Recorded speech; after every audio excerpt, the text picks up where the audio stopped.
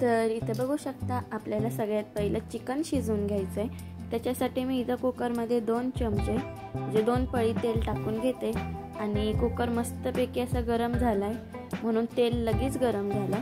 तर तेल गरम झाल्यानंतर मी ह्याच्यामध्ये लसूण 2-3 पाकळ्या अशा कट करून लसूण घेतला होता, तो लसूण ह्याच्यामध्ये टाकून घेते। तसंच चिमूटभर हळद आणि हळद टाकल्यानंतर आपल्याला लगेच त्याच्यामध्ये चिकन टाकून घ्यायचंय। हळद आपल्याला करपवायची नाहीये तेलात, लगेच आपल्याला चिकन टाकायचंय। तर मी ह्याच्यामध्ये चिकन टाकून घेते। तर मी इथं 500 ग्रॅम म्हणजे अर्धा किलो चिकन घेतलंय। तसंच त्याच्यामध्ये 1 टोमॅटो आणि 1 कांदा कट करून घेतलाय, तो पण ह्याच्यामध्ये टाकून आता छानपैकी मिक्स करून घेते। आणि मिक्स करून झाल्यानंतर आपल्याला ह्याच्यामध्ये पाणी टाकून घ्यायचंय।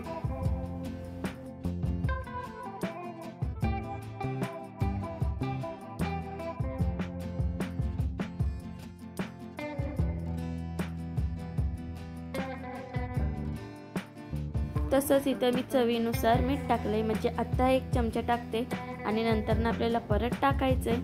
तसंच इथं मी पाणी टाकून घेते। पाणी मी माझ्या प्रमाणानुसार टाकते।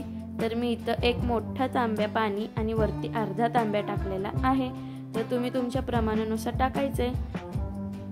तर पाणी टाकल्यानंतर आता आपण कुकरचं झाकण लावून कुकरला 2 शिट्टी करून चिकन छानपैकी शिजवून घेऊया।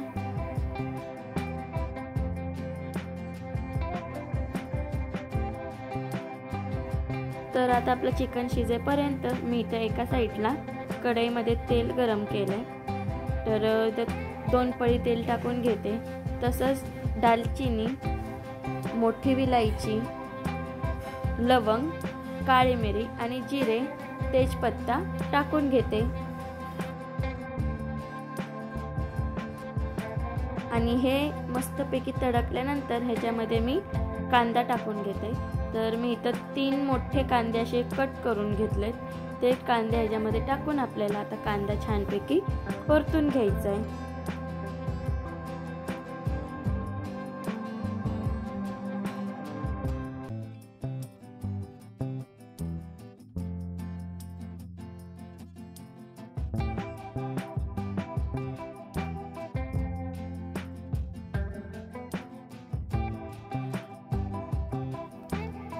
तर बघू शकता मस्तपैकी आपला कांदा परतून झालाय। तर मी आता ह्याच्यामध्ये टोमॅटो टाकून घेते। तर 3 टोमॅटो मी असे मोठे मोठे कापून घेतलेत। तर आता ह्याच्यामध्ये परत एकदा आपण 1 चमचा मीठ टाकायचं आहे, म्हणजे पूर्ण मीठ मिळून आपलं 2 चम्मच झालेत। मी माझ्या चवीनुसार टाकतेय, तुम्ही तुमच्या चवीनुसार टाकून घ्यायचंय। तर मीठ टाकल्यानंतर आपल्याला छानपैकी हा टोमॅटो आणि कांदा परतून घ्यायचा आहे। तसंच इथं अर्धा चमचा मी तीळ घेतले, पांढरे तीळ, ते तीळ पण ह्याच्यामध्ये टाकून सगळं परतून घेते।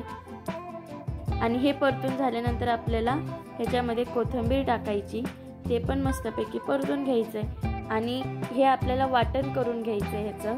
तर ह्याच्यातले तुम्हाला जास्त झणझणीत तिखटपणा पाहिजे असेल तर तुम्ही आता आपण जे खडे मसाले टाकलेत ते तुम्ही काढू नका, आणि जर तुम्हाला नसल तिखट पाहिजे तर ह्याच्यामधले सगळे खडे मसाले साईडला काढून घ्यायचे।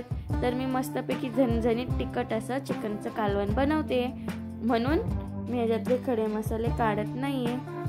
तर वाटून घेते सगळा मसाला आणि तो मसाला वाटल्यानंतर त्याच कढईमध्ये मी 2 पळी परत तेल टाकून घेते आणि तेल गरम झाल्यानंतर आपण जो मसाला भाजला होता आणि तो वाटला, तो तेलात टाकून आपल्याला छान तेल सुटेपर्यंत परतून द्यायचंय।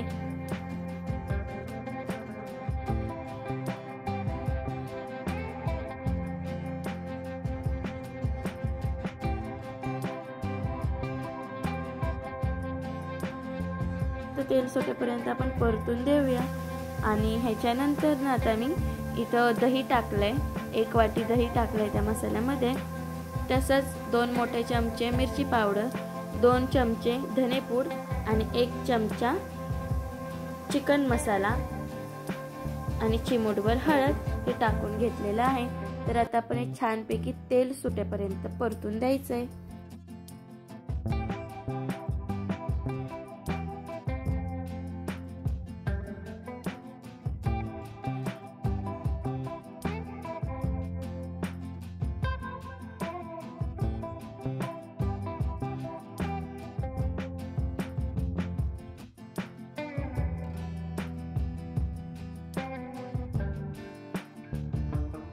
तर थोडंसं परतल्यानंतर ह्याच्यामध्ये मी अद्रक लसूणची पेस्ट टाकून घेते आणि अद्रक लसूणची पेस्ट टाकल्यानंतर आपल्याला परत एकदा हे छानपैकी तेल सुटेपर्यंत परतून द्यायचं। जोपर्यंत तुम्ही हे परतून घेताल तेल सुटेपर्यंत तेवढी भाजी आपली छान होईल, म्हणून मी सारखा हा मसाला छान तेल सुटेपर्यंत परतून घेते।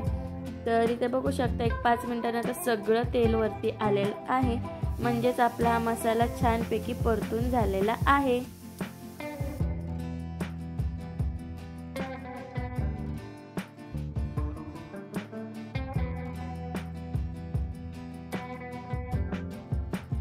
तसंच इथं मी एक लिंबू घेतलेला आहे, तो लिंबू पण ह्याच्यामध्ये पिळून घेते।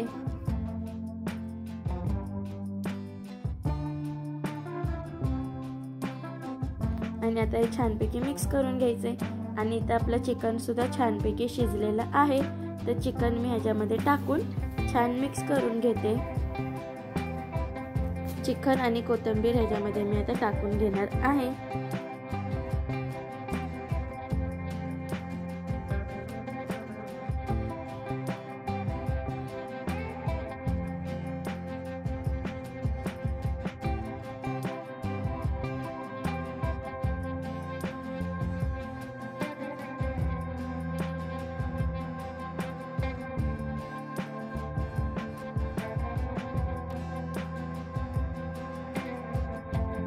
आणि आता आपण जे चिकन शिजवलं होतं ते पाणी सुद्धा याच्यामध्ये म्हणजे सूप ते सुद्धा टाकून छान उकळी येईपर्यंत शिजून द्यायचंय।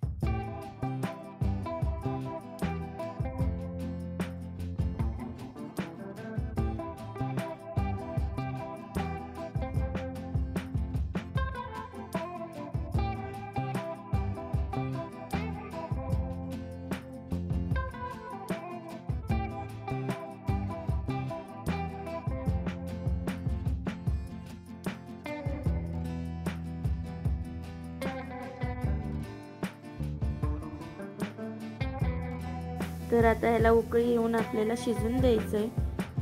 5 मिनिटं शिजल्यानंतर आपला चिकनचा रस्सा मस्तपैकी तयार होईल।